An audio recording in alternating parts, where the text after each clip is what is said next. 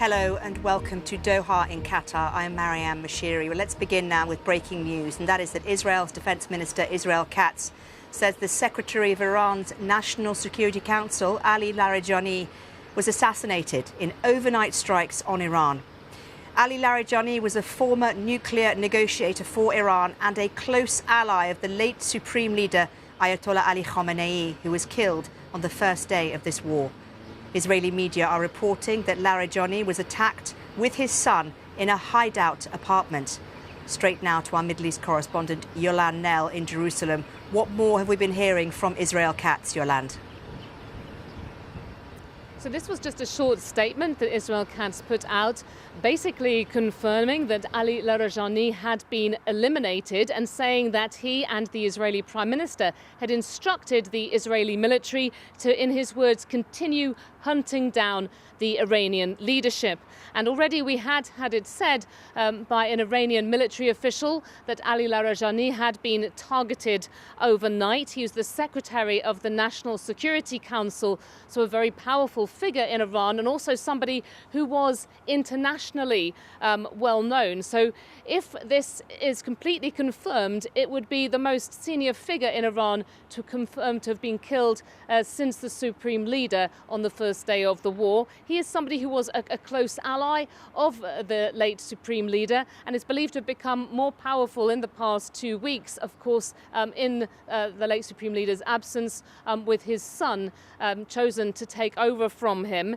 He was seen in public just last Friday at the Quds Day rallies that were taking place in Tehran, going around talking to people in the crowd, supporters of the regime. He was somebody who had been a negotiator on the nuclear issues for Iran, so he was well known on the international stage for really that reason.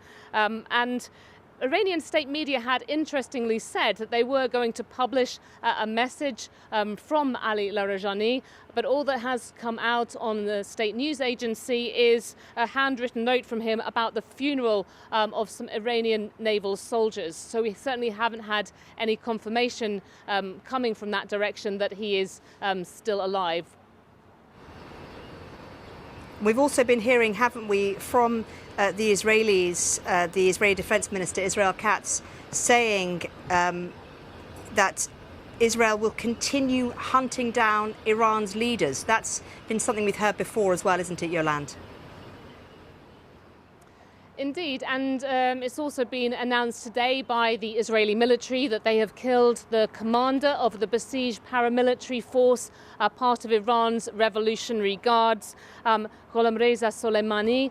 It's been said that he was attacked while in a tent that he was using with other commanders of that force, which was very prominent recently, putting down the protests in Iran, and that they had been using that sort of temporary base because of the destruction by Israel and the US of their other bases in Tehran and around the country. Yolande, thank you very much indeed for that. Yolande Knell there, who is bringing us the very latest from Jerusalem. Well, let's just take you now to speak to Ali Vaez. Ali Vaez is from International Crisis Group. He is an Iran expert and joins me now. Ali, can I just ask you first of all to give me an update, if you can, on what more we know about Ali Larijani? How significant is this if he has indeed been assassinated? It is a very significant development, Mariam, because he was basically running the country under the current circumstances. He was a former Speaker of Parliament, former National Security Advisor, and was returned to this position as a National Security Advisor after the 12-day war last year. He comes from a clerical family and has deep connections to the Revolutionary Guards. And was indeed running the war effort along with Mohammad Bagher Ghalibaf, the Speaker of the Parliament. So if indeed he has been eliminated, it's another major setback for the Iranian leadership, but it doesn't mean that it would create a political vacuum. I think Ghalibaf will probably gain more power, and the more Israel continues to shave off the top layer of Iranian leadership, the more likely it is that these experienced, more pragmatic people will be replaced by more hot-headed, radical Revolutionary Guards commanders. So you don't think this is necessarily a victory for Israel and the US in terms of moving the regime away from power? Not necessarily, because at the end of the day, what keeps the regime in power at home is the repressive apparatus of the Revolutionary Guards, which seems to remain fully in control of the internal sphere. And they have literally several 100,000, if not millions, of men under arms, whereas the Iranian people are unarmed and unorganized. So there is definitely a imbalance in terms of monopoly of force inside the country. And what gets basically the system to stay on its feet and continue punching back is, again, the Revolutionary Guards leadership. And there are several layers of succession that were put in place for every commander. And so the Iranian system is not just deeply entrenched, it's also deeply benched.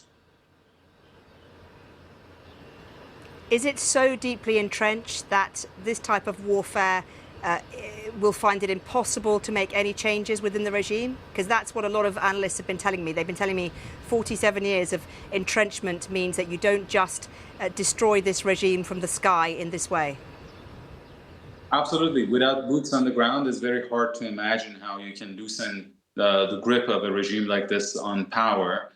This is why in other cases in Iraq, there were American boots on the ground. In Afghanistan or in Libya or in Syria, at the end of the day, you needed to have a mixture of indigenous and foreign boots on the ground. In the case of Iran, I think it's quite similar to the conclusions that President Trump came to in Venezuela, that he understood that the regime is really entrenched and hard to remove at a low cost. And so he decided to make a deal with some elements of the system. Now, elimination of people like Larijani would make any kind of settlement in the future after this war is over that much more difficult, because you're left with people who don't have that kind of long experience in statecraft and are probably much more radicalized than their predecessors. Let's talk now a little bit about the US and Israel and the way in which they have conducted this war. We heard from President Trump, didn't we, Ali, saying, look, I didn't know that the Iranians would widen this war into a regional conflict. I didn't know, he said a couple of times when asked. But the truth is, isn't it, Ali, that Iran was very clear that this is what they would do if attacked again by the US? Yes, look, the former Supreme Leader Ali Khamenei had openly said that any attack on Iran would result in a regional war. The Iranians had conducted drills on how to close the Strait of Hormuz. Even we know General Kane had told the president that this is the likeliest scenario that would happen.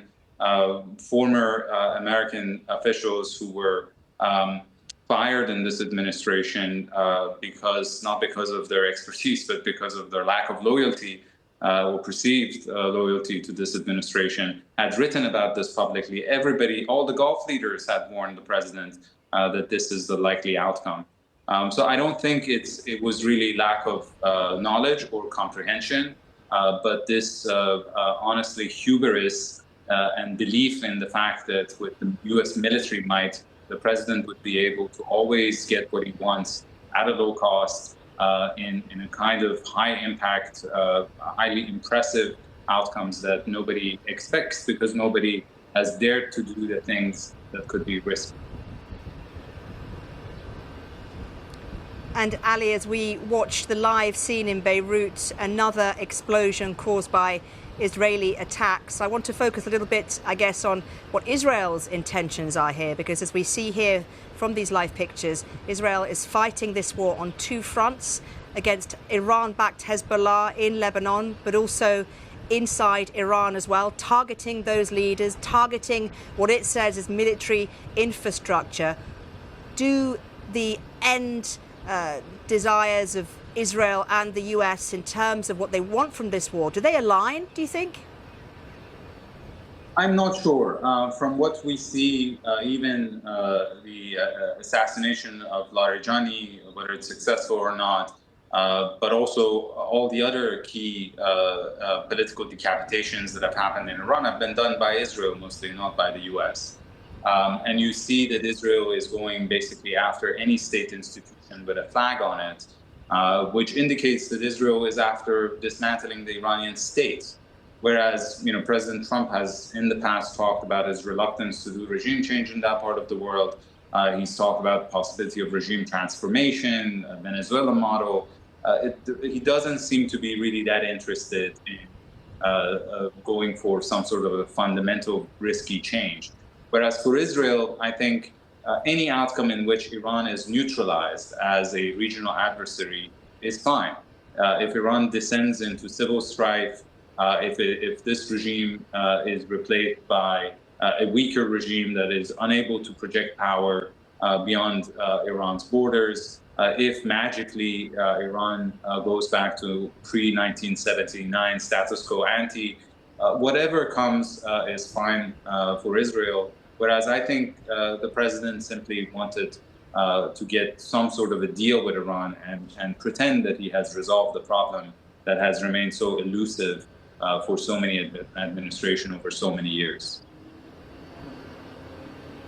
Ali, let me ask you, you're the Iran project director at Crisis Group. You've been looking into Iran, obviously, for so many years. What is the way out of this? Is regime change realistic? Will the Iranians back down? How long do you see this war lasting? I wonder if you can give me a final assessment of where we are and what you think about that. Well, look, Mariam, I don't think regime change is possible through the sole use of air power and without a viable, organized alternative inside the country. So this is a regime that is going to fight to the last drop of blood and is going to leave behind a scorched country and a scorched region. And the United States does not have the patience, the discipline, the strategy to be able to build this region back better. So the longer this war goes on, the higher the risks and the costs for everyone. I think time has come for a ceasefire, but that is not going to create a stable situation. We then have to figure out some sort of a soft landing, which would require patient diplomacy in order to not just address the problems with Iran. Obviously, the Gulf countries now have a long list of grievances as well, but also to try to put the Iranian people in a better position to be able to determine their own future without bringing down the entire house on their head. Ali Larijani, Iran Project Director and Senior Advisor at International Crisis Group. Thank you so much for joining us. It's been really important to get your analysis today, given the breaking news, so thank you.